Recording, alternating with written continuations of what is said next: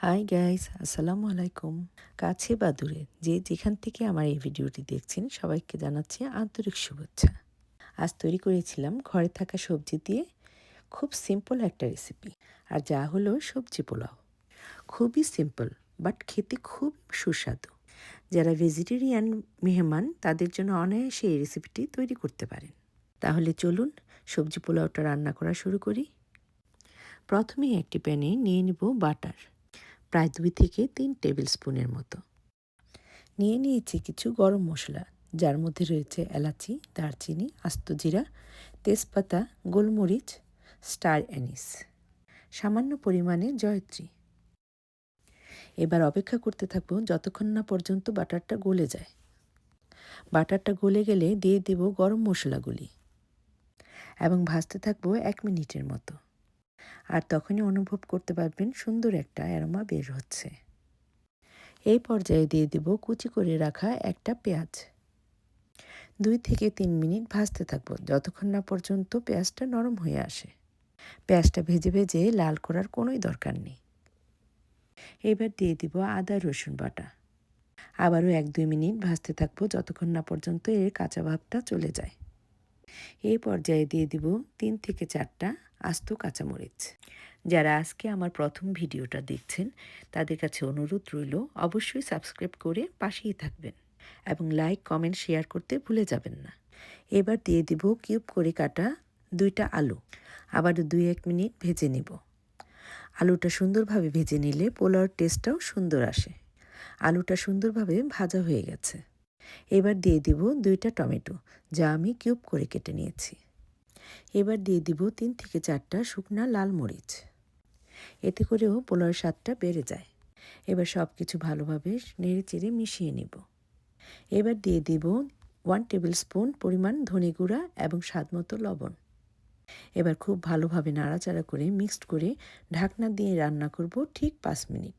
চুলার হিটটা থাকবে মিডিয়াম। আর এই সময়ের মধ্যে টমেটোটা নরম হয়ে আসবে। আমি এই সবজি পোলাওর জন্য ঘরে থাকা ফ্রোজেন মটরশুঁটি ইউজ করেছি। আপনি ফ্রেশ মটরশুঁটিও ইউজ করতে পারেন। যদি মটরশুঁটি না থাকে তাহলে শুধু আলু দিয়েও এই সবজি তৈরি করতে পারেন। মোট কথা, আপনার ঘরে আলু, গাজর, মটরশুঁটি, ফুলকপি যাই থাকুক না কেন তা দিয়ে এই সবজি পোলাও তৈরি করতে পারবেন। এবার ফ্রোজেন মটরশুঁটি দিয়ে 2 থেকে 3 মিনিট কষাতে থাকবো। এই পর্যায়ে অ্যাড করে দিব 2 থেকে 3 টেবিল স্পুন টক দই। যদি বাসায় টক দই না থাকে তাহলে আধা কাপ লিকুইড মিল্কের সাথে 2 থেকে 3 টেবিল স্পুন লেবুর রস মিশিয়ে নিলেই তৈরি হয়ে যাবে টক দই। আবারও 2-1 মিনিট ভেজে নেব। আজকের এই সবজি পোলাও রেসিপির জন্য আমি 2 কাপ বাসমতি চাল ইউজ করেছি। চালটা আমি আগেই ধুয়ে নিয়েছি এবং পানি ঝরিয়ে রেখেছি। আর এইদিকে সবজিটা খুব ভালোভাবে কষানো হয়ে গেছে। এই পর্যায়ে দিয়ে দিব পানি। চাল আমার 2 কাপ, তাই পানি দিয়েছি এর ডাবল, অর্থাৎ 4 কাপ। ফুটন্ত গরম পানি।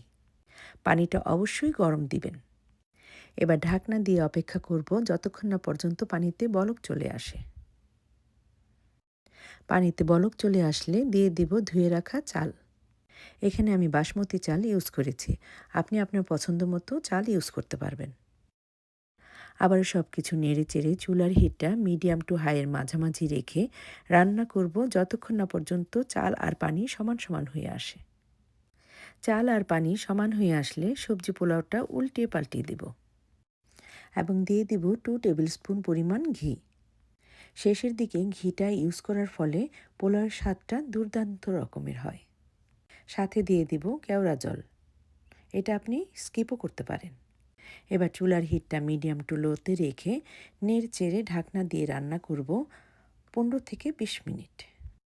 আপনার প্যানটা যদি হেভি বটমের না হয় তাহলে অবশ্যই নিচে একটা তাওয়া ইউজ করবেন। 15 মিনিট পর চুলাটা বন্ধ করে দিয়ে একটি সরু কাঠি বা আপনার পছন্দ মতো কোনো স্পুন দিয়ে পোলাওটা একটু নেড়ে চেড়ে দেবেন। এতে করে পোলাওয়ের চালটা একটার সাথে আরেকটা লাগে না এবং ঘন্টার পর ঘন্টা ঝরঝরে থাকে। এটা আমার আব্বু আমাকে বলেছিল। আর আমার আব্বু শিখেছিল আমার দাদুর কাছ থেকে। পদ্ধতিটা ট্রাই করে দেখতে পারেন। চালগুলি ভেঙেও যাবে না, আবার ঝরঝরে থাকবে। সো তৈরি হয়ে গেল আমার ঘরে থাকা সবজি দিয়ে খুবই সহজে এবং খুবই মজার সবজি পোলাও। একবার হলেও ট্রাই করুন এবং এই মজাদার রেসিপিটা ফ্রেন্ডস অ্যান্ড ফ্যামিলির সাথে শেয়ার এবং এনজয় করুন। ফিরে আসবো যে কোনো নতুন রেসিপি নিয়ে। ততক্ষণ পর্যন্ত ভালো থাকুন। আল্লাহ হাফেজ।